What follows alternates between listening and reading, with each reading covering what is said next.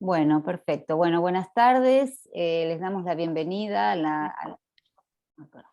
les damos la bienvenida a la sesión 5 de visualidad y materialidad de las revistas 1, de las cuartas jornadas internacionales de estudios sobre revistas latinoamericanas, que le damos la bienvenida a todos, especialmente a las 4 ponentes. Y bueno, voy a presentar a las ponentes y después les vamos a dar lugar para que vayan presentando sus trabajos. Laura Tarasiuk Plock es licenciada en Diseño y Comunicación Visual por la Universidad Nacional de Lanús y maestranda en Metodología de la Investigación Científica, también por la misma universidad. Es docente en Historia General de los Medios de Comunicación en la Facultad de Ciencias Sociales de la Universidad de Buenos Aires desde 2018 y desde el año 2015 en la Universidad de Lanús. En la licenciatura de Diseño y Comunicación Visual y en la licenciatura de Trabajo Social. Participa en proyectos de investigación vinculados a historia de la comunicación visual, de prensa en Argentina, y presentó trabajos, ponencias y publicaciones, como la conformación de los primeros sistemas visuales en la prensa diaria argentina, entre muchos otros trabajos. Bueno, le damos lugar a Laura para que comience su trabajo, que se titula Los magazines a principios del siglo XX y la introducción de nuevos géneros narrativos visuales, análisis de la revista PBT, 1904-1918, en relación con la inclusión de historietas y viñetas humorísticas. Y bueno, adelante Laura. Bueno, muchísimas gracias. Voy a compartir una presentación.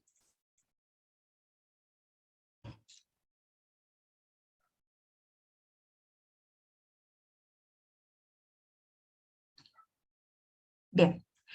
El trabajo que voy a presentar está enmarcado dentro de lo que es mi tesis de maestría, que estoy realizando para la Universidad Nacional de Lanús, para la maestría en Metodología de la Investigación Científica, y forma parte también de proyectos de investigación en los cuales me vinculo en ambas universidades, ¿sí? Bien. La conformación de la industria periodística como empresa moderna encuentra un punto clave de su desarrollo con la introducción del magazine como género periodístico en Argentina. Se considera Caras y Caretas como el puntapié de una revolucionaria forma de prensa en el mercado de la prensa periódica a escala industrial y masiva. La tendencia de estas nuevas revistas focalizaba en generar contenido que atrayera a los nuevos grupos de públicos lectores, incorporando temas y géneros nuevos que captaran el interés de grupos heterogéneos. El semanario PBT nace en este contexto, dentro de lo que Ojeda, Moyano y Sujatovich denominarán como el primer boom expansivo en 1904, cuando el mercado nacional pasa en pocos meses de 1 a 3 revistas de circulación masiva. El primer número de la revista salió al mercado nacional el 24 de septiembre de 1904, con una tirada inicial de 45.000 ejemplares, los cuales la redacción alude a haber agotado en pocas horas. Con un valor por ejemplar suelto de 20 centavos, la revista se posicionaba con un valor accesible para los lectores. Desde su comienzo, la revista reforzó en su discurso su compromiso por llevar adelante una publicación que redoblara constantemente sus esfuerzos en ofrecer el mejor contenido gráfico de la época. Un aspecto singularmente interesante es el tamaño relativamente pequeño que adoptó la revista desde el inicio y mantuvo hasta el año 1913. También lo será la cantidad de páginas que lleva la publicación adelante, comenzando con 88 páginas en los primeros ejemplares y consolidando su mayor cantidad de 152 páginas hacia el año 1906. Estos aspectos mencionados posicionan a PBT como una revista pensada para el ciudadano urbano que debe trasladarse en la ciudad, como así también para ser compartida en el ámbito de la familia. Hacia el año 1904 la revista PBT competía directamente con 2 magazines de amplia circulación, Caras y Caretas y El Hogar. Unos años más tarde surgirán nuevas propuestas editoriales dentro del género del magazine, tales como La Vida Moderna en 1907 o Tidbits en 1909. Estas publicaciones incluirán ya en sus ediciones tiras gráficas dentro de las páginas infantiles, reproduciendo historietas internacionales provenientes de Estados Unidos, tales como La Mula Maud o Happy Hooligan. Otras publicaciones, como El Gladiador del año 1902, acompañaban sus páginas con algunas tiras gráficas producidas por ilustradores locales, aunque sin una clara intención de seriación, ya que los hechos narrados se correspondían muchas veces con sucesos políticos relevantes, y sus personajes, por consecuencia, eran figuras reconocidas del ámbito social y político. Un primer acercamiento a los ejemplares de la revista PBT nos permitió arribar a una posible manera de historizar la inclusión del género de la historieta en esta revista. Podemos distinguir 4 períodos principales. Un primer período comprendido entre 1904 y 1906, una etapa que está fuertemente caracterizada por la gran cantidad de inclusión de tiras gráficas extranjeras y por la experimentación visual, como así también el uso de este género en otros ámbitos, tales como el pedagógico, o usos con contenido moral, o incluso hasta con mensajes publicitarios. Un segundo periodo comprende entre los años 1907 y 1912. El comienzo de esta etapa va a estar fuertemente signado por la incorporación de un dibujante, Pedro de Rojas, quien se va a sumar al staff en diciembre del año 1906. Rojas va a aportar una gran cantidad de viñetas humorísticas de cuadro único e historietas. Su importante y reconocida trayectoria en medios de prensa de Madrid y Barcelona lo van a posicionar como un elemento clave en la producción visual para el magazine argentino. Un tercer periodo se desarrolla entre los años 1913 y 1915, y va a ser un periodo en donde se produce un giro muy grande en la producción local de historietas, de la mano justamente de Pedro de Rojas, quien va a incluir en la revista las primeras series y personajes fijos. La producción de viñetas extranjeras se va a disminuir, o sea, la inclusión de la producción de viñetas extranjeras va a disminuir, y se va a concentrar en mostrar solamente ciertos chistes que se relacionan con la Primera Guerra Mundial. Este también es un periodo en donde la revista PBT va a alcanzar una mayor internacionalización, y también se producen cambios de formato muy fuertes, pasando de la página típica rectangular que tenía la revista hacia un formato cuadrado.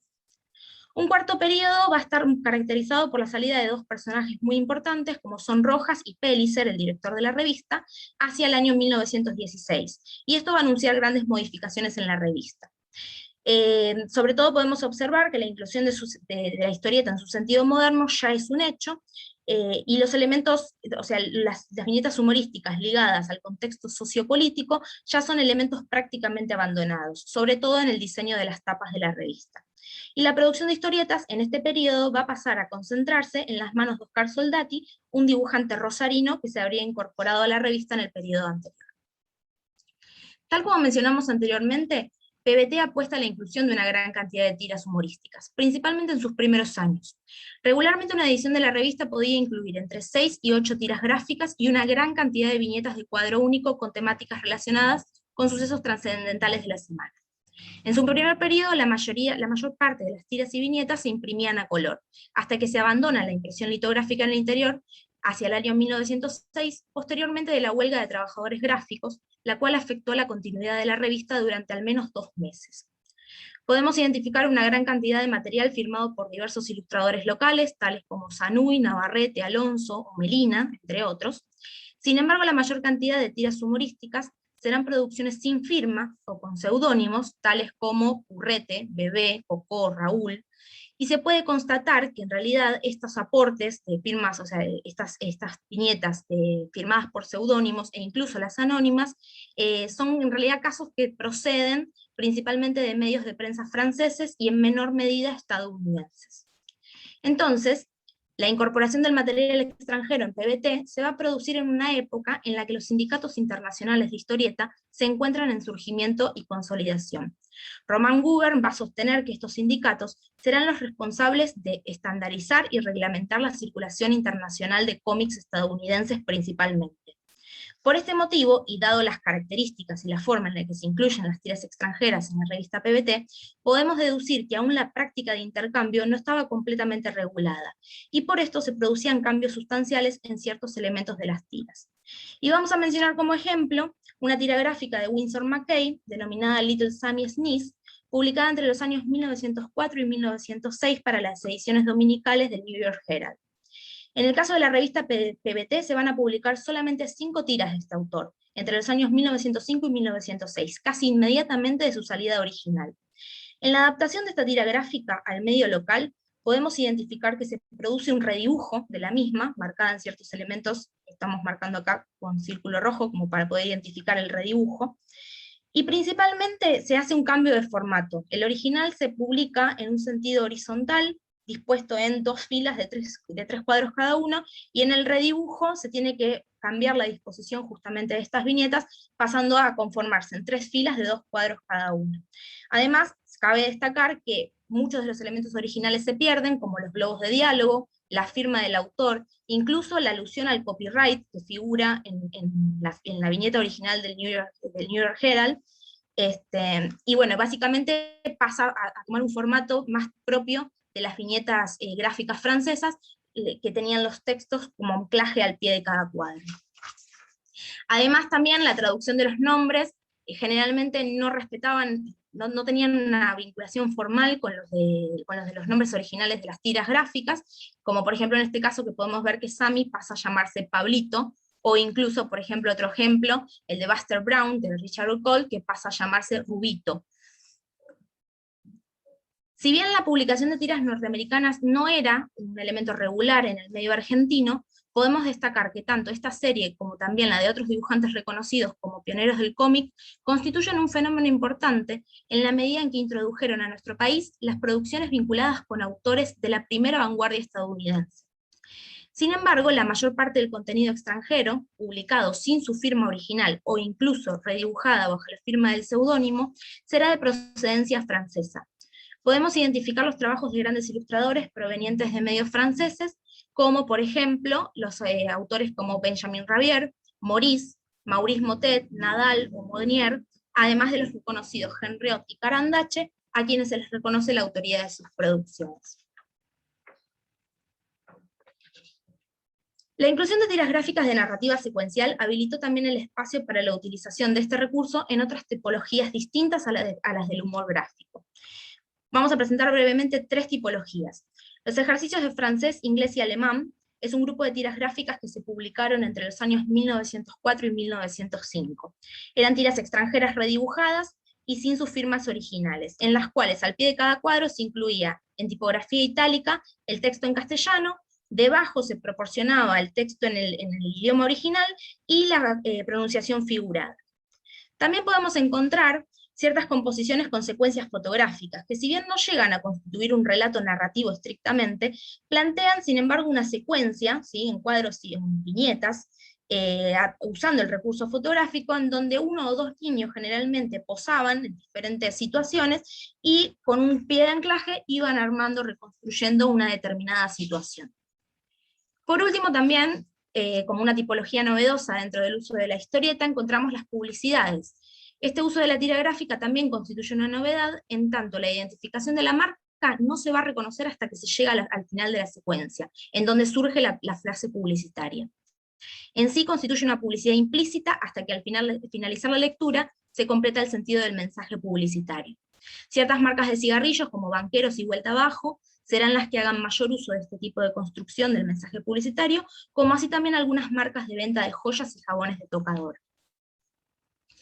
En cuanto a los personajes y temáticas locales, se irán construyendo a lo largo del periodo estudiado, observando que recién hacia el año 1907 aparecerá un primer personaje, denominado Juan Tilingués, creado por Pedro de Rojas, y más tarde, en 1909, Tío Meterete por Holmberg. Durante estos primeros años podemos identificar otros personajes que se reiteran en sucesivas publicaciones, aunque se presume que son de tiras producidas en el exterior, como por ejemplo Don Quijote Moderno, Calico, El Negro Risueño o Ator. Las primeras producciones locales que utilizan el lenguaje de las tiras cómicas estarán vinculadas con temáticas políticas, narrando acontecimientos relevantes de la semana. En el espacio de la revista PBT también observaremos algunas tiras en donde participa el pebete, que es el personaje que representa la edición. En un primer periodo estarán en manos de ilustradores como Navarrete y Alonso, aunque en 1907 la producción se concentra en manos de José Olivela y sobre todo de Pedro de Rojas, quien generará una gran cantidad de material ilustrado de diversas tipologías para el magazine. Pedro de Rojas será el encargado de generar también una serie de tiras gráficas denominadas Aleluyas de, en el año 1907. Las mismas narran en secuencias de 16 cuadros y de manera humorística la vida de personajes de la época, tales como Lola Mora, Joaquín B. González, Federico Pinedo, entre otros. En estas tiras aparecen como personajes secundarios otros nombres también relevantes del ámbito social y político del momento, como así también se mencionan sucesos relacionados con ellos. Incluso Rojas comienza a introducir, aunque incipientemente, algunos elementos del lenguaje moderno del cómic, tales como globos de diálogo y metáforas visuales. Será recién hacia el año 1913 cuando surgirán los primeros personajes fijos creados por Rojas para el magazine. Entre ellos podemos mencionar a Smith y Churrasco, Aniceto Cascarrabias y Don Salamito y Doña Gaviota. Estos personajes se vincularon con tiras gráficas autoconclusivas, pero que en el conjunto narraban las aventuras de los personajes en distintos ámbitos. No se van a publicar en simultáneo, sino que cuando se le daba fin a un personaje, se iniciaba en la siguiente edición una nueva tira. A modo de cierre, podemos decir que la incorporación de las primeras tiras gráficas en los magazines argentinos estuvo caracterizada por una gran circulación de producciones extranjeras. Mientras tanto, la producción local iba a transcurrir en una transición entre el lenguaje de la viñeta satírico-burlesca hacia la consolidación de los primeros personajes fijos, quienes construían la situación humorística a partir de la narración de sus aventuras y sus desgracias. En este sentido, la producción local pasa de tiras gráficas que redundan en el espacio de la noticia política a través del chiste, hacia la construcción de historietas humorísticas que se despegan del discurso político para convertirse en producciones destinadas a la distensión y el ocio del lector. En los primeros años podemos observar la gran heterogeneidad de material publicado en la revista PBT. El despliegue de producciones extranjeras en el momento histórico en el que se estaban consolidando los sindicatos de historietas significó la inclusión de material redibujado, que muchas veces no respetaba formatos ni elementos originales de las tiras. Sin embargo, la circulación de estos elementos posibilitaría la vinculación con ilustradores de historietas considerados de vanguardia, como así también el espacio para la circulación de los nuevos códigos de lectura de la historieta como género visual. Asimismo, la presencia de ilustradores extranjeros que desarrollaron o continuaron su trayectoria profesional en medios gráficos de nuestro país constituye un punto importante en la consolidación del género. Por eso destacamos la presencia de Pedro de Rojas, quien a partir de su amplia y vasta trayectoria en España, implementó producciones novedosas que podrían considerarse como un antecedente al desarrollo de la historieta moderna en nuestro país. Muchas gracias.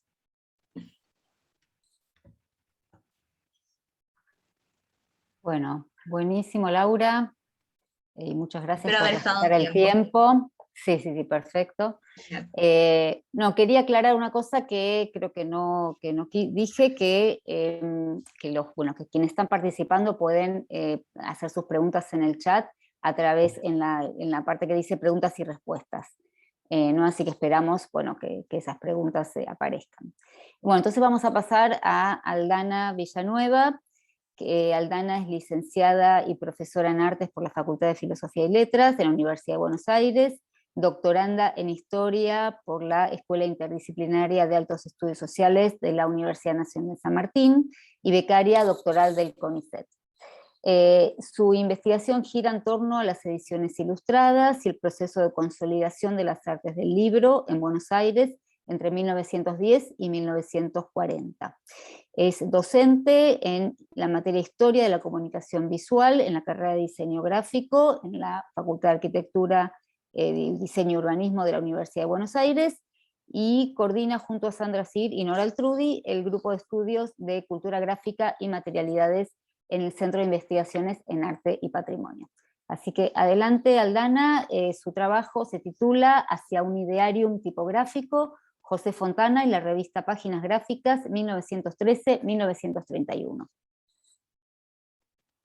Todo tuyo. Estás muteada. Gracias, André. Y voy a compartir pantalla. Me dicen cuando la ven. Supongo que ya. Ahí está. Gracias. Bien. Desde finales del siglo XIX se produjo en Argentina una expansión en la demanda de material impreso de la mano de una profunda mutación tecnológica. Este proceso se vio acompañado por la creación de un conjunto de asociaciones de carácter gremial, empresarial o profesional, muchas de las cuales contaron con publicaciones periódicas, testimonios centrales de la expansión de la rama. La conformación del campo gráfico local estuvo impulsada desde sus inicios por inmigrantes que implementaron el espacio de estas revistas para promover sus saberes, experiencias y consideraciones en torno al quehacer gráfico. Entre ellos, José Fontana. De origen italiano, en 1913 se convirtió en el el director de la revista Páginas Gráficas, editada por la casa de insumos Serra Hermanos. Esta publicación se inscribió en el universo de revistas comerciales de la industria que comenzaron a publicarse en Argentina desde finales del siglo XIX. Además de su función publicitaria, de divulgación de los últimos adelantos tecnológicos y de oficiar de guía en la asistencia técnica, fomentaron la profesionalización del sector, al tiempo que vehiculizaron ideas estéticas, discursos sobre el arte y apreciaciones sobre la cultura más amplia. En este sentido, este trabajo se propone abordar los derroteros particulares de esta revista y la singular impronta que le adjudicó su director en el seno de la cultura gráfica argentina de las primeras décadas del siglo XX. José Fontana nació en Casalmaggiore, una pequeña localidad de la provincia italiana de Cremona, en 1880. Según su propio testimonio, inició su actividad como aprendiz de tipógrafo en la tipografía Bianchi de aquella ciudad. Por aquel entonces, el establecimiento imprimía el periódico socialista Il Lavoratore, del que Fontana se arrogaba haber compuesto algunas páginas. Quería ser tipógrafo, sostenía, y abro cita, pues envidiaba a los señores que lo eran, ya que vestían mejor que los demás artistas, léase artesanos, y eran considerados como obreros finos, cultos hasta especiales. Fin de cita. En este relato autobiográfico, Fontana recurrió a una serie de atributos sobre la figura del tipógrafo que conformaron parte de los sentidos y valores compartidos por sus practicantes y el modo de presentarse ante el mundo laboral y profesional. En su juventud partió hacia Milán a fin de iniciar sus estudios de perfeccionamiento en la Escuela del Libro de aquella ciudad, donde se graduó desempeñándose luego como docente de tipografía. En 1908 se instaló en Buenos Aires, convocado por la Compañía General de Fósforos para convertirse en jefe de sus talleres gráficos. Fontana se convirtió desde su llegada a Buenos Aires en un agente central para el campo gráfico argentino de las primeras décadas del siglo XX. A los pocos años se convirtió en docente de la Escuela Profesional del Instituto Argentino de Artes Gráficas, fundada en 1911, convirtiéndose en director de la institución entre 1934 y 1935. En los albores de 1920 llegó a ejercer su oficio fundando su propio taller, Fontana y Traverso, y en 1913 la Casa de Insumos y Maquinaria Gráfica Serra Hermanos, instalada en Buenos Aires y Montevideo desde 1884, comenzó a editar la revista Páginas Gráficas, de la que Fontana devino director. Asimismo, fue uno de los fundadores de la Sociedad de Industriales Gráficos de la Argentina, la SIGA, que en 1935 publicó la revista Argentina Gráfica. De publicación bimestral, impresa en los talleres gráficos de la Compañía General de Fósforos, el primer número de Páginas Gráficas apareció en 1913 y continuó publicándose hasta 1931. Si bien la publicación tuvo como uno de sus propósitos centrales publicitar los servicios y productos de la Casa Serra Hermanos, también procuraba promover el desarrollo de las artes gráficas en el país. Es así como proponía una misión y programa amplios entre realzar el nivel profesional de industriales y obreros, facilitar la competencia con la industria extranjera y estar al corriente, y cito, de los adelantos y perfeccionamientos que se introducen en el arte del libro. Fin de cita. De esta forma, procuraba constituirse como una fuente de apoyo y actualización a sus lectores, esencialmente miembros de la comunidad gráfica, al desplegar notas sobre aspectos técnicos y prácticos. Asimismo, el estímulo de la profesionalización fue una constante compartida por el sector y que la revista potenció desde sus primeros números. En efecto, se hizo eco de la necesidad de implementar escuelas profesionales que profesaran una enseñanza teórico-práctica a fin de sortear las exigencias impuestas por el proceso de industrialización. De este modo, dedicó especial atención a reseñar el funcionamiento de instituciones en el extranjero, en especial la Escuela del Libro de Milán, una de su propia formación, y el Instituto Catalán de Artes del Libro. La escuela milanesa alcanzó rápidamente gran prestigio y estima internacional, y en 1914 tuvo una presentación destacada al interior de la Exposición Internacional del Libro y Arte Gráfico en Leipzig. Fontana, desde Páginas Gráficas, dedicó una extensa nota y reparó sobre la necesidad de replicar en el seno argentino este modelo de enseñanza que, y abro cita, como en un conservatorio se reúnen las escuelas de todas las artes y todas las industrias relacionadas con el libro. El director no dejó de reparar en labor que desde hacía pocos años desempeñaba el Instituto Argentino de Artes Gráficas, con su escuela gratuita, en la que trabajó como docente de dibujo a partir de 1912. Para entonces, la institución aún basculaba entre diversos edificios en búsqueda de un local adecuado para instalar una imprenta y completar el equipamiento de sus talleres, al tiempo que enfrentaba vaivenes económicos y una marcada dependencia a las donaciones de empresas del rubro. En En efecto, el axioma de una educación deficiente y la falta de estímulo oficial como causas de desaliento en el área devino tema de discusión permanente al interior de la comunidad gráfica. En simultáneo a los reclamos por encauzar una educación que potenciara una formación integral, a usanza de las escuelas profesionales europeas, la revista dispersaba una variedad de notas recopiladas de diversas revistas del mundo, en especial italianas, que evidenciaban múltiples ideas y posturas al respecto. En efecto, en una nota recogida de la revista milanesa Il Risorgimento Grafico, Raffaello Bertieri sostenía que parte de los problemas en materia de formación estaban en los programas de las escuelas profesionales, que por ejemplo dedicaban demasiada atención a la enseñanza del dibujo, la cual debería propiciar, y abro cita, buenas nociones de dibujo geométrico más que los imperfectos conocimientos decorativos. Fin de cita. A la vez, paulatinamente la revista porteña comenzaba a introducir distinciones esenciales entre los diversos perfiles profesionales de la rama. En efecto, una nota de julio de 1914 advertía que, y abro cita, más que un trabajo manual, su tarea, la del tipógrafo, es la de dirigir con bosquejos la obra del compositor, facilitándole la ejecución y rindiéndola mejor. Fin de cita. De este modo, la revista abordó desde sus inicios la cuestión del boceto como un nuevo dispositivo de comunicación, a la vez que testimonio de los paulatinos cambios en el proceso de producción, que marcaban dos incumbencias separadas entre el planteo general de la idea y su ejecución. En los albores de la década del 20, las distinciones entre los diversos practicantes del oficio serían aún más palpables al interior de la revista. Nuevamente, una nota de Bertieri, enfatizando el estatus diferencial del tipógrafo, sostenía, y abro cita, hago una distinción absoluta entre el tipógrafo y el impresor. En cualquier rama de la actividad social hay nobleza y plebe. Fin de cita. Bertieri se convirtió en una referencia intelectual crucial para páginas gráficas y tuvo una presencia sostenida durante toda la vida de la revista. Asimismo, devino una voz autorizada para Fontana en el seno de su propia producción escrita. Bertieri fue el principal artífice de la revista El Risorgimento Grafico. Uno de los insumos claves de páginas gráficas, se desempeñó como director de la Escuela del Libro de Milán en 1919 y 1925. Fue referente central de la vertiente neoclásica de inspiración bodoniana en el diseño del libro, aspecto que marcó una fuerte impronta en la escuela, así como también de su propia empresa editorial, Bertieri y Vanzetti, que en 1913 publicó un estudio de la obra del famoso tipógrafo italiano. De los años 30, su figura polemizó con un grupo de estudiantes y graduados de la institución, aglutinados bajo la revista Campo Gráfico, entre cuyos exponentes se encontraba Attilio Rossi antes de su llegada a Buenos Aires en 1935.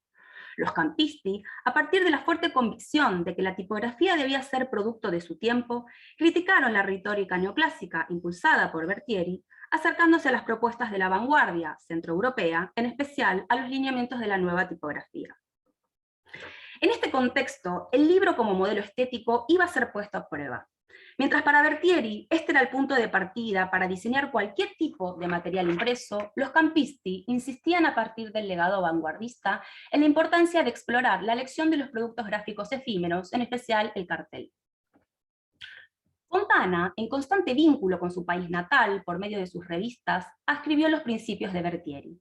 En efecto, en los albores de la década del 30, sostuvo, y abro cita, el libro ha sido y es aún la base primordial de la producción tipográfica. En la República Literaria Universal se considera al gráfico en general como el artífice del libro, puesto que la tipografía clásica tuvo en el libro su principio, su razón de ser, su base, su finalidad. Fin de cita.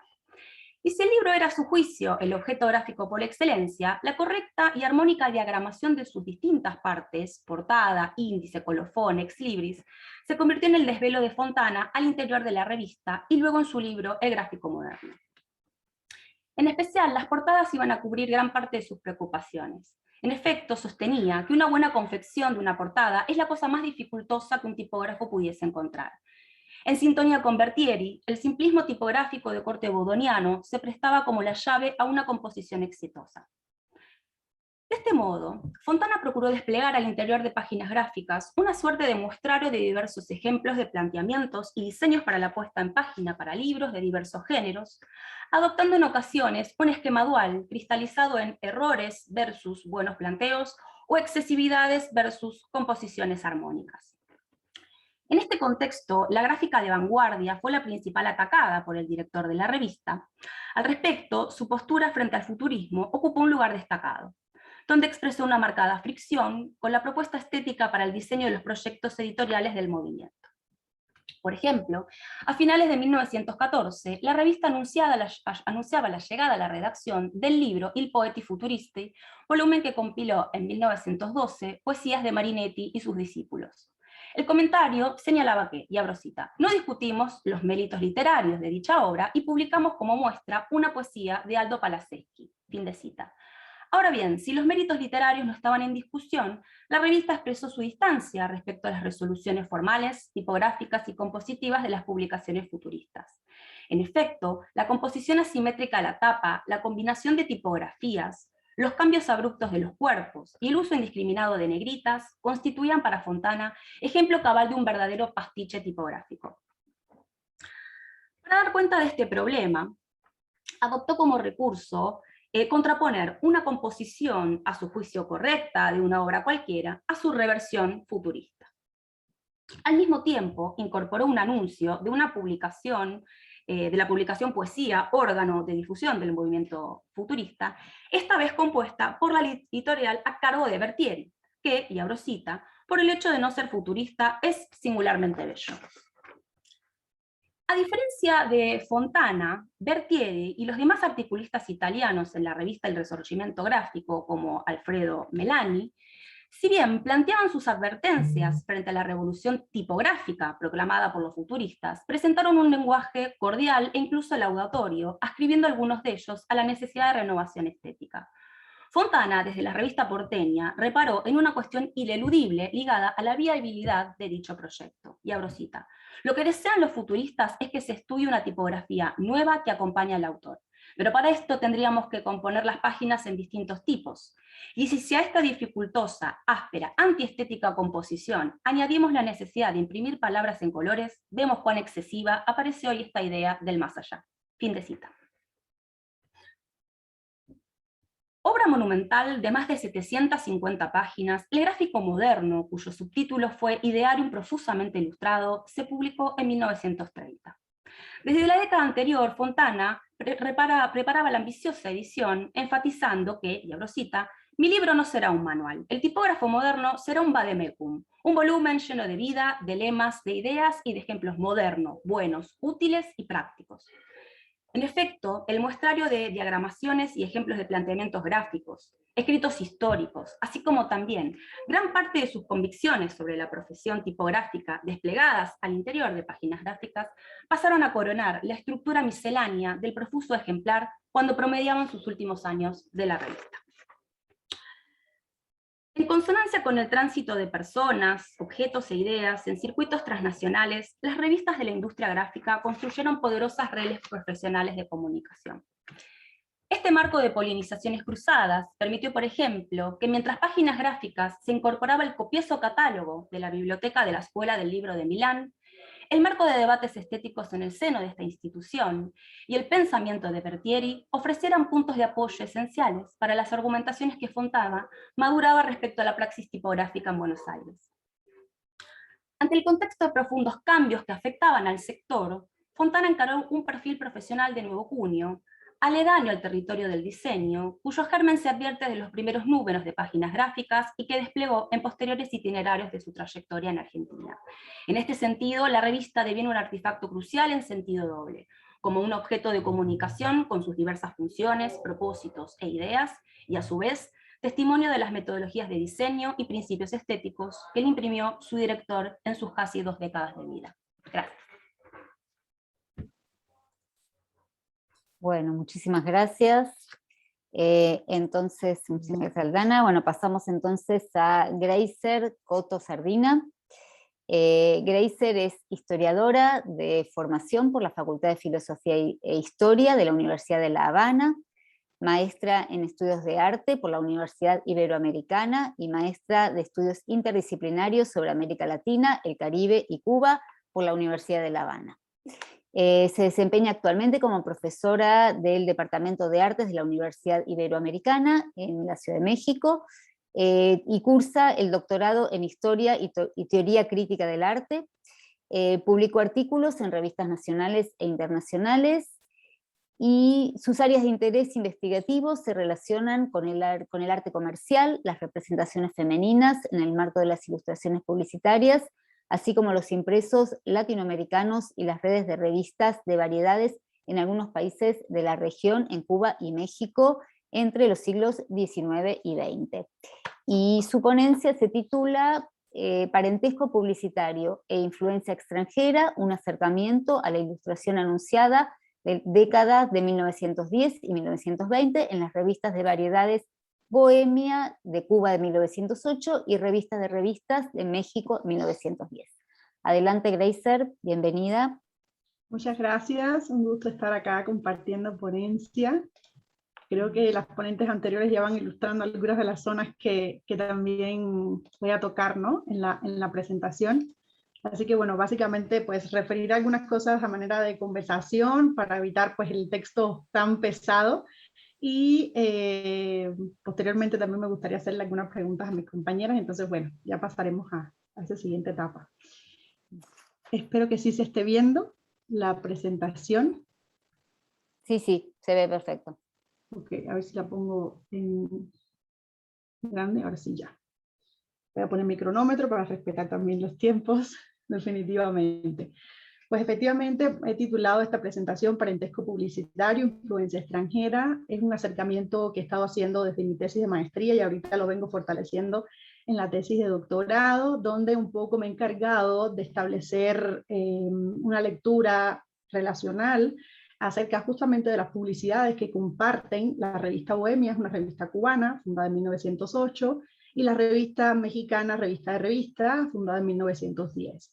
Ambos soportes son revistas de variedades, misceláneas, que tienen una serie, digamos, de secciones que incluso tienen cierto parecido, pero lo que más me interesaba destacar en esta presentación es justamente el efecto publicitario. Ya sabemos que muchas veces cuando estudiamos las revistas de variedades, quizás la publicidad es lo que queda como relegado en los análisis y paradójicamente es de los aspectos más interesantes, más importantes y que apuntalan estas revistas, porque de algún modo también constituyen una forma de supervivencia de las mismas, ¿no? A través de las publicidades ellas tienen ciertas ganancias económicas, ciertos, digamos, beneficios que le permiten tener, pues, estabilidad editorial en varios aspectos. Entonces, un poco los vectores de análisis dentro de la investigación que vengo trazando, aquí les compartiré algunos, lo que más me interesa sobre todo es que observemos las imágenes. Están pues muy relacionados con la condición, por ejemplo, de posibilidad desde el siglo XIX que se gesta en Cuba, en México y en una buena parte de América Latina, de que ciertos soportes empiecen a difundirse, ¿no? La posibilidad de una cultura impresa mucho más extensa, nuevas tecnologías, y otros aspectos que ahorita iré mencionando. Fundamentalmente me interesa desarrollar una investigación, y aquí les comparto algunos aspectos que me parecen reveladores, que intente no pensar el caso cubano o el caso mexicano en el sistema de representación, sino buscar sobre todo trascender, como hacía un poco, como recomendaba las metodologías de los estudios globales, de la historia global, trascender los nacionalismos metodológicos, un poco investigar buscando conexiones, buscando diálogos, buscando puntos de referencias común, y creo yo que el caso cubano-mexicano son, en el caso de las revistas específicamente, son dos ejemplos de cómo en fechas muy tempranas estos dos materialismos están conectados a través del dispositivo publicitario, y sobre todo de imágenes publicitarias que tienen que ver con el componente norteamericano, o sea, casi que triangulando este sistema de relaciones Cuba-México atravesado por un factor transnacional en el sistema de anuncios ilustrados. Pensar la ilustración y la mediación gráfica, el componente extranjero en este soporte, no sin abandonar el estudio específico de problemáticas ya más particulares de México y de Cuba en este contexto, pero fundamentalmente me he dado la tarea de pensar estos diálogos a partir de cómo se componen, a partir de qué miradas, ¿no? Me trazaba muchas preguntas, decía, ¿se trata de una red compartida de anuncios? ¿Se trata de publicistas que están en contacto? ¿Qué es lo que está pasando? 100% no lo tengo resuelto, es parte de mi estrategia de estudios doctoral, pero aquí un poco les voy a presentar algunos aspectos que me parecen reveladores y que quizás a partir de estas jornadas también me puedan aclarar, ¿no?, estas cuestiones. Cuando hablaba de las condiciones de posibilidad del siglo, creo yo que desde el siglo XIX, aproximadamente después de la década del 30, donde ya tenemos en México, en Buenos Aires sobre todo, una suerte de revistas tipo como revistas entre comillas, que hablan de una industrialización de la literatura, casi de una cultura de masas decimonónicas, como también Pascal Durán le llamaba, en este periodo, y donde la ilustración literaria, las revistas de variedades que abrazan este sistema ilustrado, empiezan a tener cierto protagonismo, ciertas filtraciones mediáticas, que hablan un poco de esa experiencia de la modernidad que va en extensión, la circulación, el recorte, el fragmento y las imágenes compartidas como uno de los sustratos fundamentales, y que desde mi punto de vista ya en el siglo XX eso se asienta por completo. El contexto cubano-mexicano en la época suele ser muy interesante a la hora de pensar estos soportes de variedades, porque van también de la mano con, digamos, el florecer moderno y las paradojas de la modernidad que se tienen en estos dos países, ¿no? Las revistas que le daban publicidad a estos espacios, como eran los centros para compra-venta, tipo el Palacio de Hierro, las fábricas universales, las tiendas de la isla de Cuba, estos grandes almacenes, los grandes magazines, donde efectivamente tenía lugar el proceso, casi que la materialización de esos anuncios que se daban o que tenían lugar en las revistas. Yo creo que aquí el componente moderno, ya un México que está atravesando la Revolución Mexicana y donde en la postrevolución se hace muy efectiva la influencia, a partir de la Primera Guerra Mundial, la influencia norteamericana en esta región, siendo Cuba y México dos fronteras inmediatas en este sentido, y ahorita lo voy a recuperar. La Habana tiene otro componente, igualmente en búsqueda de lo moderno, de la actualización de sus espacios citadinos, y la revista como parte de ese componente, ¿no? Creo yo que a partir de 1902, con la instauración de la República de Cuba, ya en un proceso de independencia tardío de España, la necesidad, la urgencia casi de actualizar sus modelos, sus repertorios, ¿no? Su sistema de referencias alejados de España, fueron determinantes para aprender el componente extranjero, en este caso norteamericano. De modo que la experiencia de la modernidad, esa búsqueda de lo nuevo y estas cuestiones que algunos autores como Teodoro Adorno, como Walter Benjamin, ya lo han trabajado. Solo les compartí algunas ideas que me parecían interesantes, ¿no? Esa urgencia por lo nuevo hace de algún modo que el referente estadounidense llegue, se aprenda y se instale en espacios visualmente atractivos, espacios de consumo efectivo en la época, como son las revistas de variedades Bohemia y Revista de Revistas. Valga apuntar que son revistas destinadas a un público de clase media alta, un público que puede pagar entre 10 y 30 centavos que costaban estas revistas, y la información que aparecía adentro, pues también nos da la idea del público al que va dirigido. Las imágenes que me gustaría compartir en esta segunda mitad de la presentación, y habiendo dicho estas cosas generales, son justo imágenes publicitarias que son casi idénticas o muy parecidas, que comparten en el lapso, digamos, a partir de la década del 10 y del 20, igual con posterioridad, pero me he centrado en estas dos décadas, México y Cuba, donde es muy visible el parecido de las imágenes, la estructura del anuncio casi idéntica en muchos aspectos, y donde destaca fundamentalmente el componente estadounidense, ¿no? El punto de contacto entre estas dos representaciones, entre estos dos anuncios ilustrados, es efectivamente que se trata de un producto norteamericano que se empieza a vender, que se empieza a extender en el circuito comercial de ambos países. Este fue, reconozco, el primer anuncio que me encontré compartido, y fue una sorpresa para mí porque yo trabajaba sobre el caso cubano y la influencia norteamericana, y posteriormente identifico en Revista de Revistas, un modelo muy parecido al de Bohemia cubano, estas imágenes. Y digo, aquí está pasando algo, aquí hay un problema mayor, y no solo lo puedo pensar, ¿no?, desde la experiencia local, desde la experiencia nacional. Entonces, por ahí empecé a extender el marco de análisis. He pensado estas imágenes como imágenes recortadas a partir también de la autora, las referencias que tengo de la doctora Antonia Viu, filóloga chilena que ha sido muy importante para mi proceso de investigación, y que también pude entrevistar este año, y un poco asentar algunas de estas ideas. Imágenes en desplazamiento, imágenes que ya no pertenecen, como decía Benjamin, ¿no?, ya pierden esa aura, esa exclusividad de pertenecer a uno u otro lugar, y en este caso me sorprendió muchísimo. Esta fue de las últimas que hallé me sorprendió muchísimo cómo Cuba y México estaban compartiendo anuncios, o sea, casas de anuncios, agencias de anuncios, en este caso la agencia Badía, que es una agencia cubana que se ubicaba en la calle Aguiar 116 de la céntrica, casi que en el corazón de La Habana. Y pues me encuentro que efectivamente hay una relación interesante, y lo que más me llama la atención es que Badía trabajaba en Cuba, anuncios propiamente cubanos, de productos cubanos, y que en el caso estadounidense, en el caso mexicano, se trata de una reproducción de un anuncio estadounidense. Nuevamente aparece el componente estadounidense en este sistema de relación. Me pone en evidencia que hay intercambios efectivos, intercambios comunicativos que se generan a partir de una cultura visual más o menos asentada, y que el vínculo publicitario es casi que una raíz determinante para sus análisis.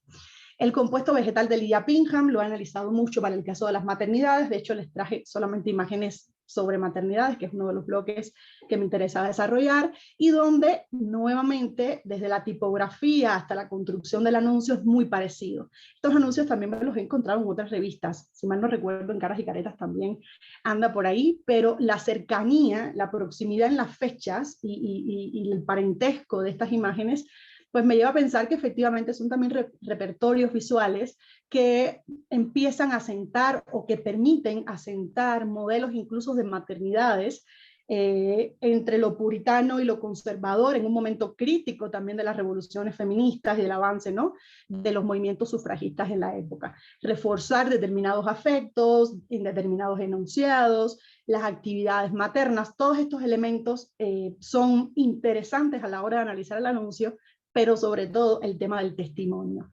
Estas imágenes tenían un testimonio, esto que les voy a circular por acá, un testimonio la mayoría de las veces de mujeres que ya habían consumido el producto, y en este caso son mujeres cubanas, en este caso es una mujer cubana, que le habla revista de revista a través del anuncio y le dice a la mexicana: consume el producto para que puedas tener una maternidad plena, ¿no?, según los códigos o las aspiraciones epocales más conservadoras. Fue una sorpresa también encontrar una relación directa totalmente con los anuncios ya de procedencia norteamericana, y aquí se asienta un poco ese concepto que desarrollo más extensamente acerca de la triangulación del recorte de prensa, la fragmentación y la transnacionalización que se hace efectiva acá. Este es un anuncio estadounidense. Aquí tenemos la copia del modelo en 1920, traducido al español en su mayor parte, pero que acá se mantiene incluso el título en inglés del original. Entonces, pues efectivamente me dio la tarea de analizar estas formas complejas que tienen de insertarse, de reproducirse y de pues asentar patrones comerciales vía el recorte, vía la fragmentación, vía la traducción de estos textos, generando nuevas convivencias efectivamente en las páginas de las dos revistas, asentando nuevamente el componente transnacional en este sentido. Otros productos que igualmente aparecen con mucha frecuencia ya en la década de 1920 son dos anuncios de 1925, donde el caso de Palmolive rescata sobre todo un nuevo concepto que se introduce de la misma manera y casi que en el mismo tiempo en Cuba y en México, que es el concepto de la madre moderna, ¿no? La modernidad en la maternidad no tuvo cabida en el siglo XIX, al menos en algunas revistas que he podido revisar del caso cubano y mexicano. Sin embargo, ya se revoluciona este proceso, o sea, digamos que se actualiza el propio concepto de maternidad con nuevas subyugaciones, por supuesto, con nuevos esencialismos en este caso, pero es a través del Palmolive, de ese jabón que costaba entre 25 y 10 centavos en Cuba y en México, que se introduce la cuestión o la urgencia por generar, digamos, un capitalismo estético afianzado en la búsqueda obsesiva de rejuvenecimiento de las madres, de no perder, digamos, ese carisma de ser novia aún cuando es esposa, el componente de que sea el hombre efectivamente el que reconozca la belleza, ¿no?, en estos rostros. Creo que esto es un aspecto interesante, cómo lo moderno en el repertorio materno de las publicidades ilustradas lo introduce lo norteamericano. El producto norteamericano es el que permite esta apertura, entre comillas, de los nuevos, digamos, efectos que transforman al sujeto. Ya el fetiche, la mercancía, no es solo el fetiche por excelencia a lo Carlos Marx, sino que también hay que pensarlo encarnado en el sujeto.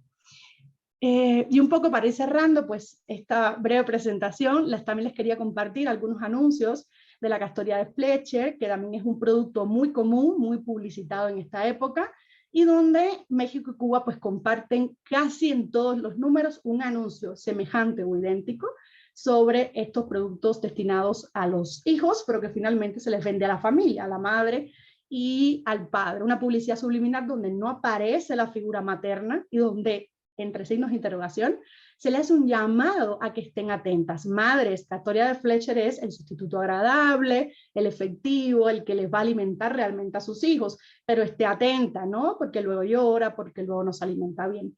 Entonces, un poco en este sentido aparece también una nueva visión casi redomesticadora de la maternidad, donde ya no aparece directamente, pero el mensaje subliminal es atienda al hijo. Y justo, nuevamente, un producto norteamericano que integra estas nuevas prácticas donde la madre no está presente en el anuncio, sino sin embargo se les llama, ¿no? Un llamado atento a que les cuiden. Ya para cerrar, creo que los nuevos referentes de modernidad, al menos en el anuncio ilustrado, en el caso de la revista Bohemia y revista de revistas para México, tienen un componente transnacional importantísimo que no puedo yo dejar de analizar. O sea, que no solo se trata de mirar las particularidades nacionales que expliquen estas imágenes, sino pensar a nivel macro, el circuito, ¿no? De expectativas de consumo y los canales de diálogo que se generan a nivel estético, a nivel de prácticas, a nivel de paradigmas culturales que empiezan a afectar a estos países, sobre todo después de 1914, donde se asienta ya el paradigma norteamericano como símbolo de modernidad y de progreso. Muchísimas gracias. Bueno, no, muchísimas gracias a vos. Vamos entonces con la última ponencia, si nos queda tiempo para preguntas y para conversar. Entonces vamos a presentar a Yasmín Ávila Catarinosi da Costa, que es, bueno, bacharel en diseño industrial, bueno, lo voy a leer en español, el currículum, y programación visual por la Universidad Federal de Espíritu Santo, maestranda en diseño por el programa de posgraduación en diseño de la Universidad del Estado de Minas Gerais, con un proyecto de investigación que investiga la historia del diseño gráfico local a partir de análisis de acervos impresos. Dialoga con otros grupos de investigación de memoria gráfica brasilera, integra el grupo de pesquisa Grafía, estudios de escritura desde el 2021. Tiene experiencia en el área de diseño gráfico, desarrollando materiales gráficos y digitales, y realiza estudios en las áreas de teoría e historia del diseño gráfico, diseño editorial, patrimonio y memoria gráfica. Y su ponencia se titula Diseño y Memoria Gráfica Mineira, análisis gráfico de la revista Belo Horizonte de 1933 a 1947. Así que adelante, Yasmín. Pode compartilhar aqui.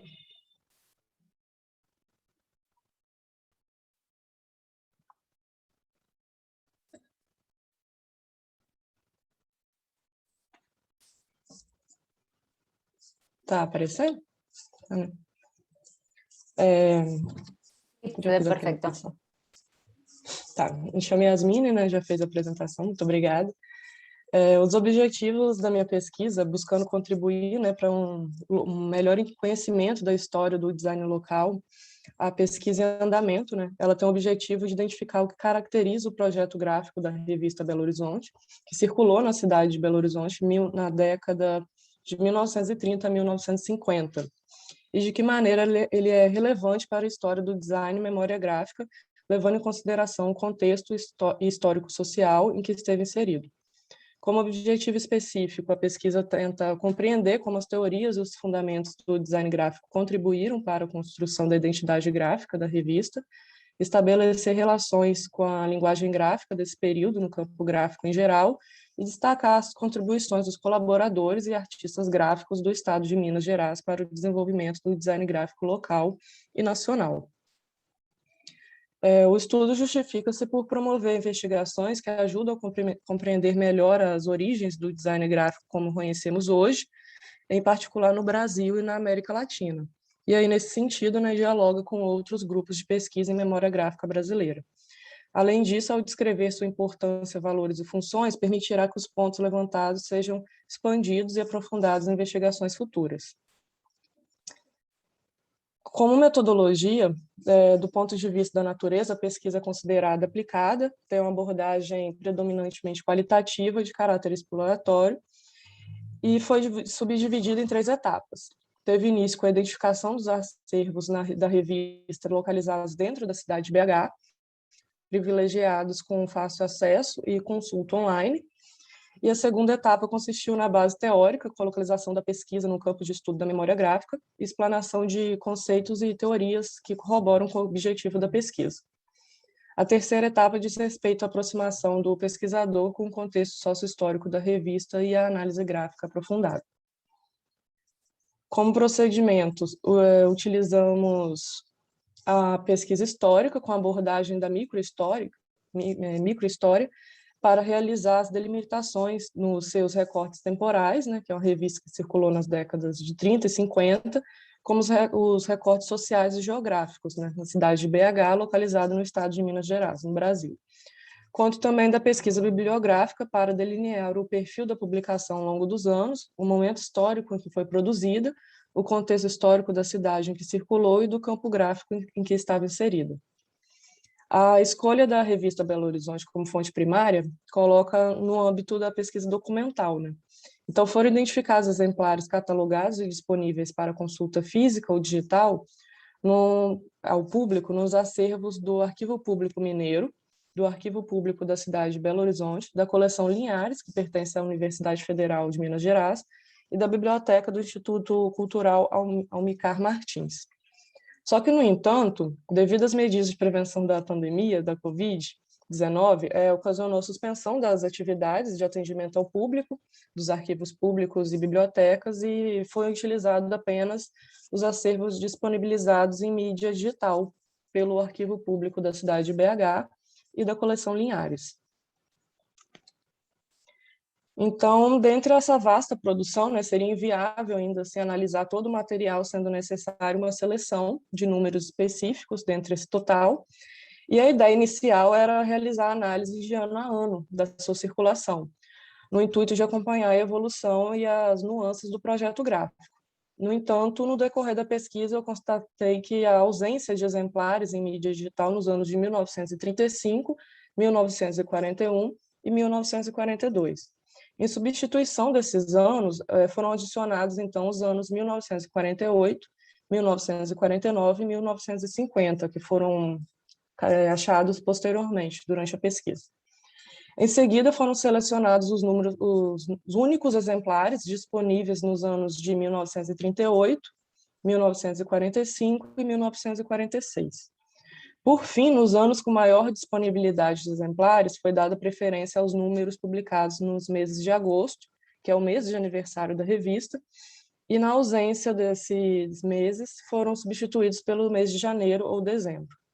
Então, assim, a análise concentra-se em 15 números editados entre 1933 a 1950. Como procedimento de análise, a pesquisa propõe investigar a estrutura visual e a diagramação da revista, de acordo com André Vilas Boas, compreender as imagens no nível semiótico, de acordo com a Evelyn Goldman, e para os estudos da tipografia e logotipos, optou-se por utilizar o sistema de classificação tipográfica da Catherine Dixon. E, por fim, que ainda está na pesquisa, o modelo analítico da tipografia com abordagem semiótica, que ainda não terminei a análise. Os resultados obtidos a partir dessa investigação demonstram que a publicação fundada pelo jornalista Augusto Siqueira, que usava o pseudônimo de Gato Félix, contou com diversos colaboradores, inclusive nomes consagrados da primeira e segunda geração modernista brasileira, bem como renomados artistas gráficos. O modelo adotado era semelhante a outras revistas de variedades da época e seu público-alvo era destinado à classe média. Sua periodicidade variou entre semanal, quinzenal e mensal.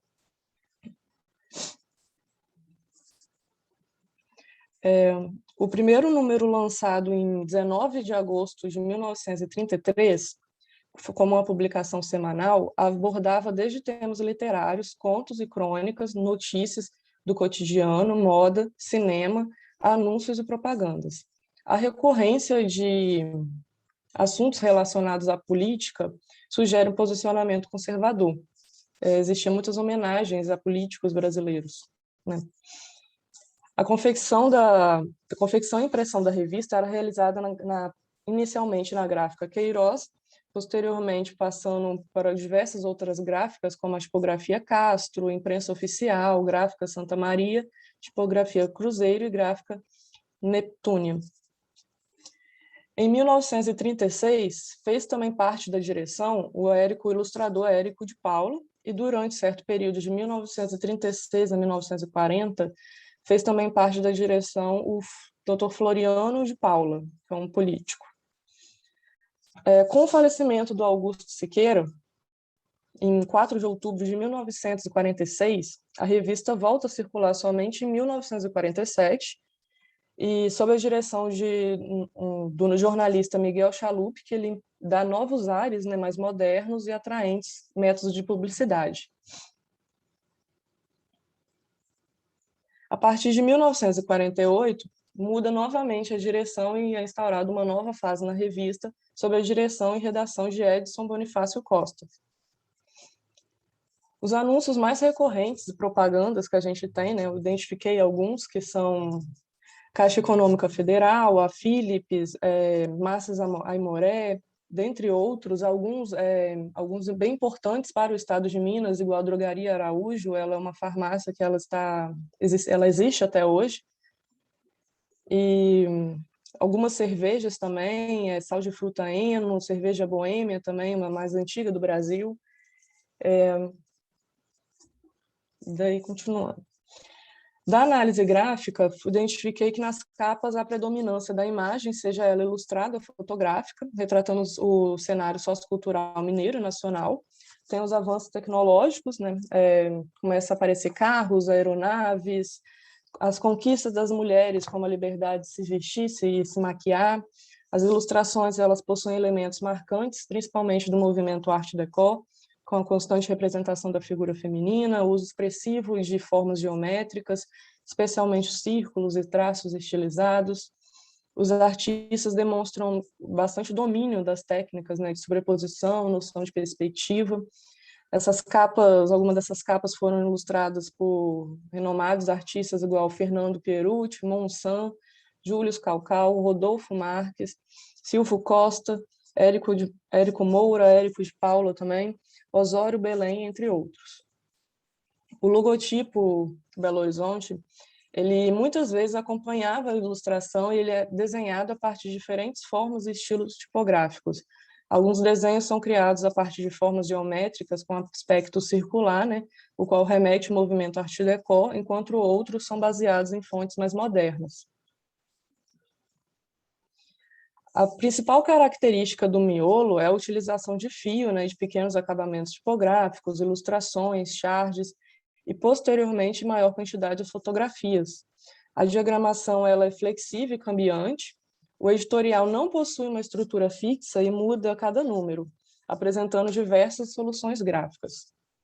A integração entre o texto e a imagem e o uso do espaço em branco denota um certo domínio, né, dos artistas gráficos em critérios básicos de composição, como hierarquia, equilíbrio, contraste.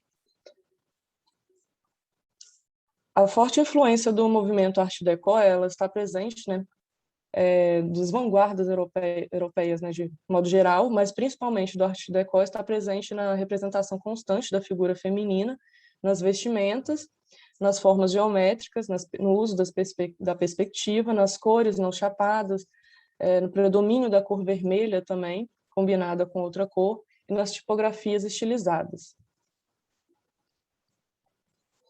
Como considerações finais, eu constatei que o crescimento e desenvolvimento urbano de Belo Horizonte se intensificou nos anos de 1920 e 1930, no século XX, proporcionou um ambiente favorável à expansão dos veículos de imprensa, inclusive para as revistas ilustradas, assim como novas experiências artísticas e culturais. Sobre o traço dos ilustradores, reproduziam os acontecimentos cotidianos marcados pelo conceito de modernização, né, e associando a uma cultura criada a partir de uma mediação entre tradição e esses elementos da modernidade. Na grande maioria, os desenhos tipográficos foram inspirados e representados por padrões formais do estilo Art Deco, marcados por formas geométricas e sem serifas, e posteriormente por fontes mais modernas. Verificou-se também que desde os anos 1930, muitos artistas gráficos já exerciam a prática que posteriormente ficou conhecida como design gráfico no Brasil. E, portanto, conclui-se que, através da análise realizada, a revista Belo Horizonte apresenta um projeto gráfico de relevante valor estético e histórico, exibindo recursos e técnicas que refletem as tendências artísticas e experiências sociais nos anos de 1930 a 1950, na cidade de Belo Horizonte. Um agradecimento às equipes e instituições dos arquivos públicos que fazem um belíssimo trabalho de digitalizar as revistas, e à CAPES, que é a coordenação da instituição financeira, pelo apoio. Obrigada.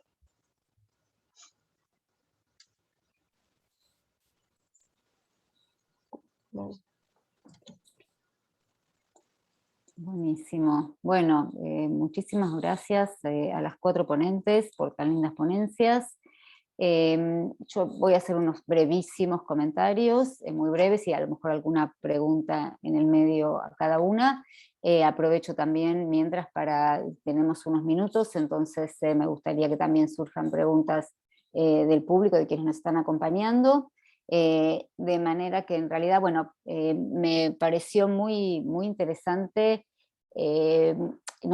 ver cómo en estos trabajos se demuestra, me parece, como los aspectos de forma, diseño o de estructura formal tienen su propio discurso, ¿no? Se ve también básicamente en los 4 trabajos, algunos más que otros, pero en realidad cómo se estructura de esa manera también un propio discurso a través de lo visual, y como eso, y como este universo que vincula un poco artes gráficas, diseño, ¿no? Y todos esos aspectos visuales que no son los más comúnmente analizados, ¿no? En los trabajos sobre publicaciones periódicas. Entonces, bueno, cuando aparecen estos trabajos tienen bueno, esa particularidad. En principio, bueno, con respecto al trabajo de Laura, me parece interesantísimo atender a ese todo universo de publicaciones, un poco que gravitaron en realidad a partir de Caras y Caretas, pero que en realidad no tanto, porque obviamente tienen su peso propio, ¿no? Pero son las primeras publicaciones periódicas, por lo menos que en el ámbito local, alcanzaron este público masivo en forma más sostenida, y que inaugura determinadas bueno, prácticas editoriales, características particulares.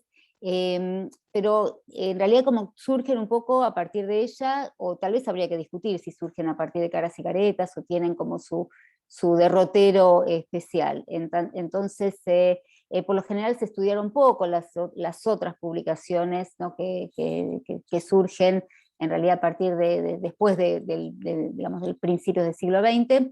Y por ahí me gustaría que particularices un poco más si esto de la historieta que vos analizás como muy detenidamente en PBT sería algo que particulariza o distingue las características de esta revista, ¿no? En realidad, o hay otros aspectos, y quizás de qué manera también la historieta inaugura, si es en esta revista en particular o en otras, inaugura como un espacio comunicativo diferente o como un modo comunicativo diferente, en realidad que después, por supuesto, se desarrolla más adelante en muchas otras publicaciones, ¿no? A lo largo del siglo XX, pero en principio esto, si la historieta sería como algo, o qué grado inaugural tiene en esta revista, ¿no? El tema de la historieta gráfica. Hago un poco a cada una, en realidad y después responden y ya hablan todo lo que quieren. En el caso de Aldana, bueno, vos en realidad, bueno, ahí puede encontrarse realmente la importancia que tienen estas revistas de la industria gráfica, ¿no? Que me parece que tienen un elemento fundamental, como un soporte teórico también para todo esto de las técnicas, de los modos visuales, por supuesto de las tipografías, ¿no? De las relaciones entre imagen y texto, o sea, todo lo que resulta después en el diseño dicho en este periodo quizás entre comillas, ¿no? Y después, en realidad después, bueno, cómo se institucionaliza el diseño quizás un poco más adelante. Mi pregunta es quizás tal vez en realidad por las relaciones entre Italia y Argentina, y qué es lo que transcurre, ¿no?, en ese tránsito de Fontana hacia, bueno, y la apropiación tal vez que sucede acá con respecto a esto que Fontana puede traer, entre comillas, ¿no?, de Italia, que tiene que ver un poco con lo que planteaba, ay, perdón que se me fue el nombre, Greiser, ¿no?, en realidad esta idea de transnacionalización y esta mirada hacia bueno, que es muy particular de este momento, de ver las publicaciones periódicas en este sentido, justamente porque las publicaciones periódicas además tienen esta movilidad particular, que circulan, movilidad de personas y movilidad del propio dispositivo de las revistas, que circula también un poco por todos lados. Entonces bueno, preguntarte un poco por esto, Aldana, si tiene que ver con las tecnologías, si tiene que ver con un discurso gráfico, si tiene que ver con algo más teórico. Bueno, en este sentido, ¿qué te parece, ¿no? Que, bueno, vos algo mencionaste, obviamente, me parece que lo del libro y lo no libro, lo clásico y la vanguardia, y estas relaciones o estos antagonismos, tal vez ahí está un poco por ahí el nudo, en realidad, de lo que Fontana trae bueno, al ámbito local.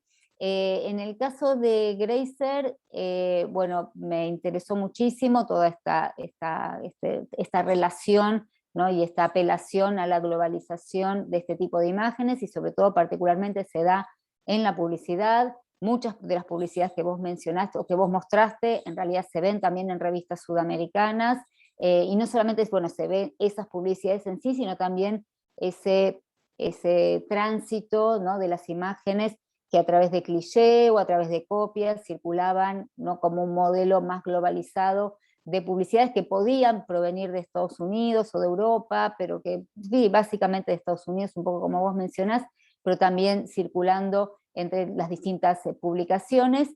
Y mi pregunta es más quizás a nivel metodológico, ¿no? En realidad, cuando uno se encuentra con esta globalización tan generalizada, bueno, ¿cómo hacer realmente para identificar las proveniencias? ¿Cómo hacer para identificar, bueno, cuál es el origen o cuál es la apropiación o no, o si eso es importante o no, relevar cuál es el origen? Bueno, ¿qué pasa de pronto cuando uno se encuentra con esta posibilidad tan grande de acceder como de alguna manera al mundo entero, ¿no? Justamente a través de las digitalizaciones que se producen en muchas instituciones de distintos lugares, también la posibilidad de acceder también a una cantidad mucho mayor de imágenes, ¿no?, a las que podíamos tener en otro momento con un trabajo más de búsqueda, más artesanal, ¿no? Bueno, y en el caso de Yasmín, en realidad me pareció también muy interesante esta descripción que vos hacés como de estos comienzos, en realidad, o de esta particularidad del diseño de esta revista vinculada con aspectos del diseño en Brasil. La pregunta tal vez es la relación del campo del diseño en ese momento, en ese periodo que vos estás trabajando, ¿no? ¿Qué desarrollo tiene el campo del diseño en ese periodo que vos estás trabajando? Y otra pregunta es, vos hablás de la tipografía de un abordaje semiótico, ¿no?, para pensar la tipografía, que quizás amplíes un poco más en esto, en qué sentido pensás este abordaje semiótico, ¿no?, para la tipografía, ¿no?, y cuáles son los efectos o los frutos que vos ves que este abordaje te puede brindar para el trabajo. Así que en realidad, bueno, básicamente estos son mis comentarios. Después los podemos ampliar con alguna pregunta del público. No sé quién quiere comenzar, si quieren seguir el orden o quieren hacerlo de otra manera. Bueno, si seguimos el orden, entonces arrancó.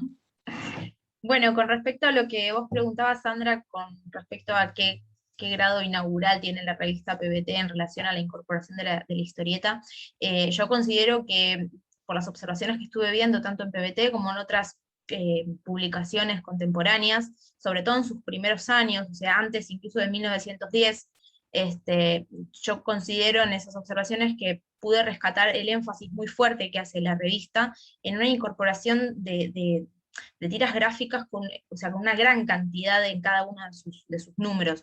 Entonces, a comparación de otras revistas donde tal vez se publicaba una tira gráfica y que estaba tal vez relegada al espacio de las páginas infantiles, PBT en realidad incorpora casi 8 tiras en un solo volumen, distribuidas a lo largo de toda la revista. Entonces, en cierta forma ponen como bastante énfasis a esos elementos, y sobre todo considerando que en los primeros años, en donde la impresión a color en el interior era un elemento bastante característico de esta revista,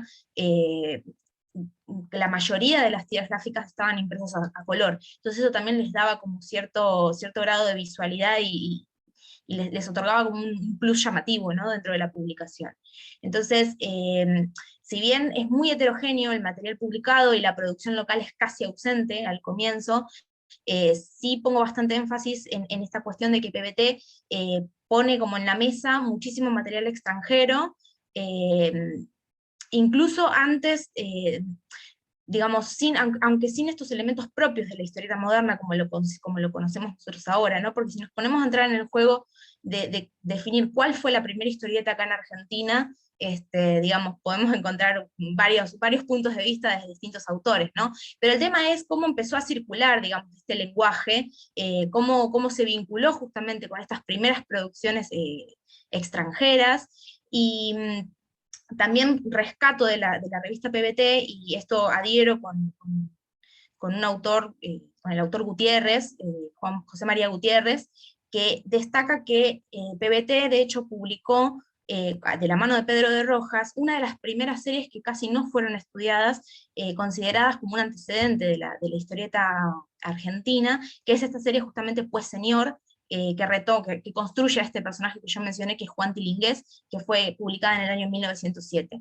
De hecho, es una historieta anterior a Sarrasqueta, que fue como considerado uno de los primeros personajes de la historieta argentina. Entonces, un poco la intención del trabajo va en poder reconstruir esta transición que se genera hacia la consolidación del género en Argentina, porque aparte también, además de que PBT es una revista que ha sido poco estudiada y de la cual se ha dicho muy poco, también este periodo específico de la historieta es prácticamente mencionado como muy al pasar. Y con respecto a esto que vos decías de las vinculaciones que pueden llegar a haber entre las revistas del periodo con Caras y Caretas, en PBT podemos destacar que el fundador de PBT es Eustaquio Pellicer, y básicamente él continuó su proyecto original de Caras y Caretas, que encima venía ya desarrollándolo desde Uruguay. Entonces hay como tuvo una especie de continuidad, y por eso la estructura de la revista se asemeja mucho, pero tiene ciertos elementos que la distinguen justamente de Caras y Caretas, como el formato, o esto que yo destaco de la gran apuesta hacia el contenido gráfico, específicamente en las tiras gráficas. Y bueno, también una de las cosas que no mencioné en la ponencia, pero que es interesante, es que la revista PBT también hacia el último periodo habilita en la conformación de las historietas la participación con el lector, y eso también es como un punto bastante novedoso en el ámbito de las revistas, posibilitando que justamente los lectores puedan enviar hasta incluso dibujos, en donde dibujan a los personajes con sus globos de diálogos, y ahí yo creo que un poco se puede ver cómo el lenguaje del cómic también se va instaurando desde el otro lado, no tanto desde la instancia de la producción del ilustrador en sí profesional, sino también cómo el lector va incorporando justamente esos elementos propios de este género, que es bastante novedoso en Argentina para esta época.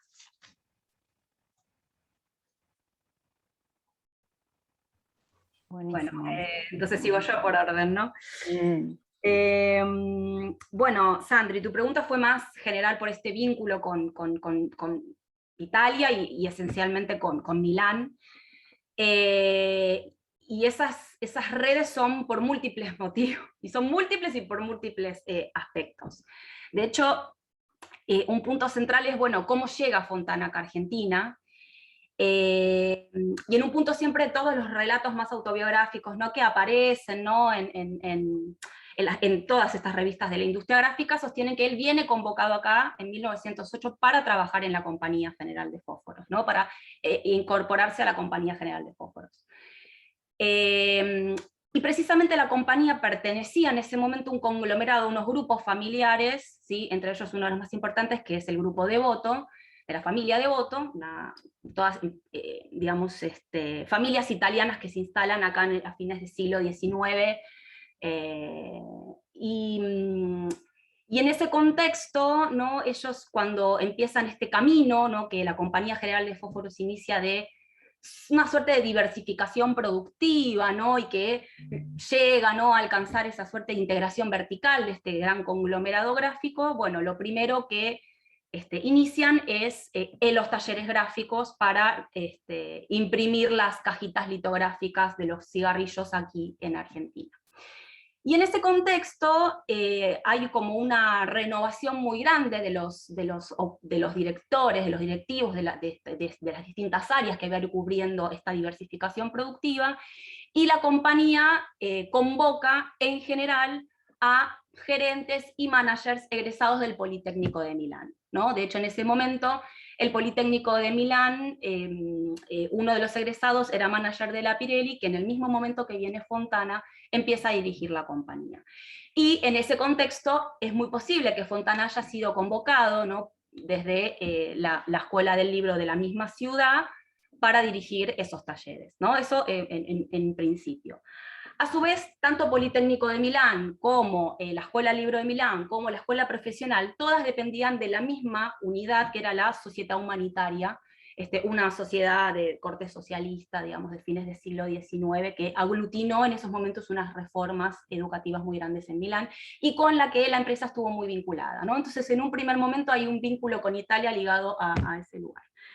Y después, precisamente la Escuela del Libro como lugar de formación, no solamente de Fontana, sino de otras dos agentes que son, para mi criterio, bastante importantes en el campo argentino, que es Gino Fogli y Attilio Rossi, ¿no?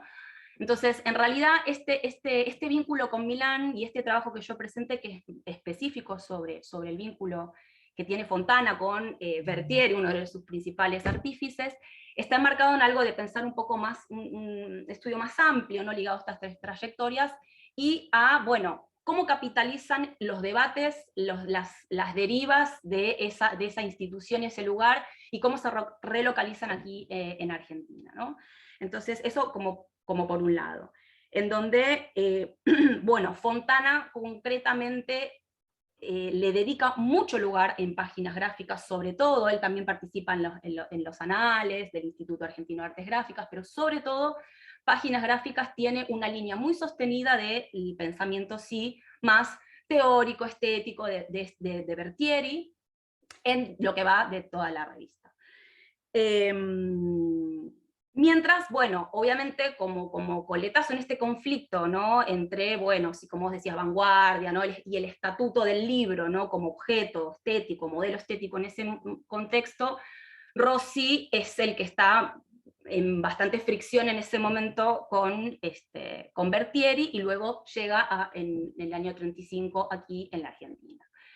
Que bueno, también tiene una trayectoria que no vamos a andar acá, pero que es interesantísima para pensar qué es lo que pasa con esa herencia que trae del Campisti en el contexto en el cual ingresa a Argentina a trabajar en los emprendimientos editoriales más importantes y relevantes de esas fines de los 30 y de los 40, donde el libro vuelve a tener también para él un lugar central, ¿no? Y donde no solamente se va a dedicar a estos diseños más de vanguardia, ¿no?, más ligados como por ahí a las portadas de Espasacalpe, ¿no?, con esas mallas, ¿no?, de las tramas de offset, ¿no?, más ligadas a esa cosa de lo geométrico, sino también contemporáneamente va a trabajar con Gino Fogli en su imprenta futura, haciendo diseños más del orden de lo clásico también, ¿no? Entonces, bueno, un poco tiene que ver con mapear ese vínculo que es muy fuerte con Milán, y cómo eso impacta luego y se relocaliza acá en los debates sobre todo, y a lo que a mí particularmente me interesa, que tiene que ver con los problemas ligados al estatuto del libro como ese modelo y objeto esencial en el campo gráfico de las primeras décadas del siglo XX.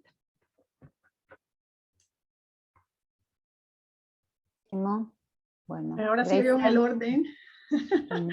Sí, efectivamente, yo creo que, bueno, de hecho en mi proyecto inicial yo tenía la intención desbordada, pero fascinante también, de trabajar un modelo de revista cubano que sería Bohemia, el modelo de revista mexicano, uno chileno y uno argentino, pero ahí ya pues mi comité tutorial me dijo, no te es posible, no te va a dar la vida y demás, porque efectivamente identifiqué, ¿no?, zonas de contacto. Una de las cosas que más me hizo, pues definitivamente quedarme con los modelos de Cuba-México es la temprana presencia de esos anuncios que son un poquitico más tardíos quizás en otras revistas. O sea, estamos hablando de inicios de la década del 10 y ya están instaladísimos estos productos con además sedes, anunciantes locales, distribuidores locales, representantes locales en La Habana y en la Ciudad de México. Entonces dije, bueno, pues por aquí voy a hacer un primer filtro por la presencia temprana. El volumen del anuncio norteamericano es mayúsculo. O sea, ya en la década del 20 es definitivo que está instalado el modelo estadounidense o el proyecto estadounidense de consumo extensivo y transnacional en ambas ciudades. Un primer filtro para esta cuestión del origen, que siempre es una gran duda, es una gran hipótesis, no deja de ser una hipótesis, es bueno, me di la tarea un poco de decir, bueno, ¿de qué van estos anuncios? O sea, ¿cuál es el origen del producto antes que el origen del anuncio? Entonces, por ahí empecé un poco a rastrear, ¿no? El producto como punto de partida hasta llegar quizás a los anunciantes en estos lugares. La mayoría de los casos son productos norteamericanos.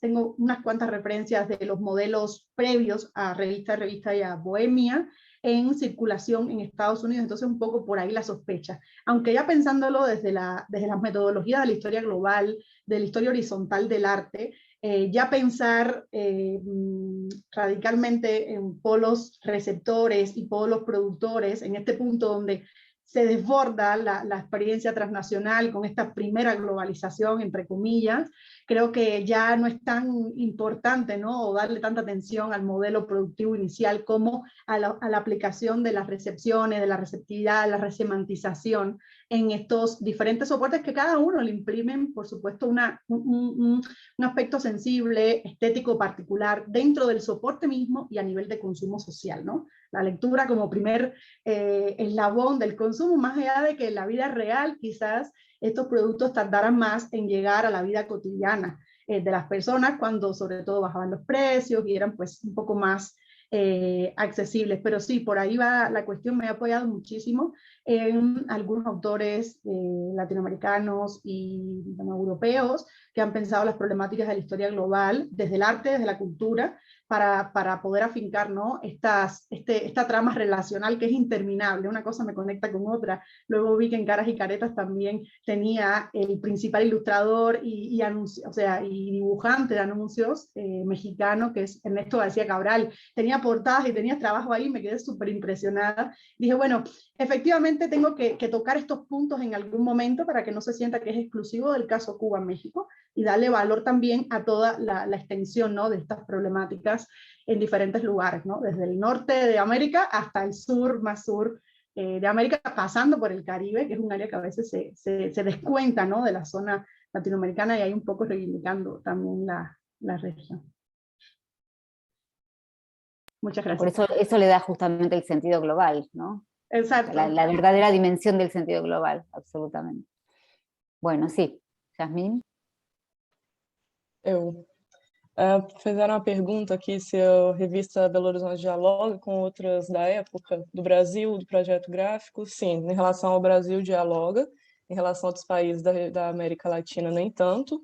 Em relação ao Brasil, ela dialoga bastante com outras revistas da época, tipo a Careta. As revistas ilustradas no Brasil, elas tiveram uma importância muito grande, porque na época o público leitor ele não era letrado, né? Então, eram muitos analfabetos, então usavam muitas representações, caricaturas, desenhos, charges nas revistas.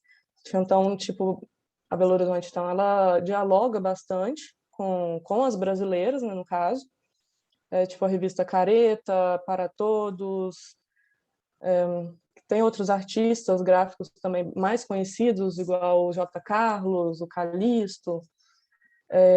Agora, com as revistas da América Latina, da Europa, tem outras revistas do Rio, principalmente, que dialogam, tipo a Cosmo. Tem a revista de Minas, a Verde, de Quatagazes também, ela tem uma pegada mais europeia, assim. Você tinha feito outra pergunta sobre... Acerca de la metodología de análisis semiótico para la tipografía. Isso aí. Não vou me arriscar a falar muito sobre ela, porque a minha pesquisa teve um grande atraso e eu ainda não terminei, eu ainda não debrucei sobre a análise tipográfica semiótica. É de uma pesquisadora brasileira, e São Paulo, se eu não me engano, da USP, que ela traz uma metodologia que não é também nem um pouco fácil, e de divisão dos títulos, dos subtítulos e do corpo do texto da revista. Então, seria bem interessante, mas eu ainda não terminei, eu ainda nem sequer comecei essa parte da análise, né? Que eu tive que refazer um pouco dos objetivos da minha pesquisa, porque eu ia fazer uma análise prática mesmo, indo ao arquivo público, e eu tive que diminuir e ficar só com a parte do digital, né? Que bom que tenho, né? Também esse trabalho de digitalização. E daí eu ainda não terminei. Aí eu vou ficar para uma próxima resposta. Mas muito obrigada. Perfecto, para la próxima. Bueno, tenemos 3 minutitos. Gustavo Saucedo pregunta primero felicidades por los 4 trabajos. No está de más recordar, dice, la importancia de este rescate de la memoria gráfica latina. Y una pregunta para Yasmín le hace. La revista Belo Horizonte dialoga con otras de la época en Brasil a través del estilo, proyecto gráfico o propuesta visual. Esto en realidad me parece que iba un poco en línea con la pregunta, que estábamos haciendo antes. Y pregunta, ¿habrá alguna relación en su estilo gráfico con los otros países de Latinoamérica? Olha, não fiz a comparação com outras revistas dos países da América, mas, assim, assistindo a apresentação de vocês, deu para ficar um pouco claro, assim, que o Brasil ele tem um certo atraso da imprensa, né? Primeiro que só chega aqui em 1808, né, com a família real vindo fugida de Portugal. E em Minas Gerais, no caso, a tipografia, a indústria, a imprensa, assim, só começa a alavancar mesmo em 1890, por aí. Então, a gente tem um atraso aqui. Então, algumas revistas, tipo a Cosmo, algumas outras revistas, sim. Agora, Belo Horizonte, não. Gracer, ¿levantaste la mano? Sí. Era rápido una pregunta que le iba a hacer a Laura, pero si no hay tiempo no pasa nada, ya nos dimos en contacto y ahí podemos también Si compartir. querés un minuto, porque la próxima mesa empieza. Un minuto. Perfecto. Era justo que habías mencionado cómo había una relación estrecha también con las viñetas extranjeras, y hablabas del caso de la publicidad, y yo decía, bueno, la publicidad extranjera en este soporte, ¿qué tipo de protagonismo puede tener relacionado con la problemática de las viñetas? ¿O se trata de publicidad ya con firmas de autor? O sea, la revista permite pues este espacio de autoría en la publicidad, porque yo no me encuentro mucho eso en las revistas mías, ¿no? En la publicidad de autor, sobre todo, es anónima, extranjera. Entonces por ahí va la pregunta fundamentalmente. Mira, lo que es publicidades filmadas, o sea, si se reconoce la autoría, generalmente yo lo observé en los primeros años, no solo en PBT, sino también en Caras y Caretas, son publicidades que están ilustradas propias por ilustradores del staff de la revista. Por ejemplo, yo mencioné a Francisco Navarrete y Pedro Alonso, eran 2 ilustradores que trabajaban muchísimo también en generar publicidades para marcas que publicaban ahí en la revista, y con respecto a publicidades que estuvieran vinculadas con las historietas, en realidad encontré muchas marcas nacionales, no tanto extranjeras, tal vez algún jabón, pero digamos jabón de tocador, que creo que era Jabón Reuter, una marca, pero en muchos casos incluso también eran redibujos de historietas que ya habían circulado en el espacio de la revista y que se volvían a redibujar con el texto, o sea, cambiando el texto y metiendo como el gancho publicitario al final con el nombre de la marca. Salvo las de los cigarrillos que sí, estaban como pensadas específicamente para la marca. Pero el espacio de autoría en lo que es publicidades es muy poco, salvo estos autores específicos, estos ilustradores específicos que te menciono, que formaban parte del staff de la revista. Bueno, lamentablemente no tenemos más tiempo, pero lo importante es que también se surge el diálogo y queda el contacto futuro para nuevos intercambios. Así que les agradecemos muchísimo la participación y a los que están escuchando, y las invitamos a la próxima mesa, que es la mesa redonda, a las 16, más allá de las fronteras, perspectivas transnacionales y comparativas en el trabajo con revistas. Así que seguiremos pensando sobre estos temas en esa mesa. Bueno, muchas gracias y buenas tardes, y estamos en contacto. Muchas gracias, hasta luego. Gracias, un gusto. Igualmente.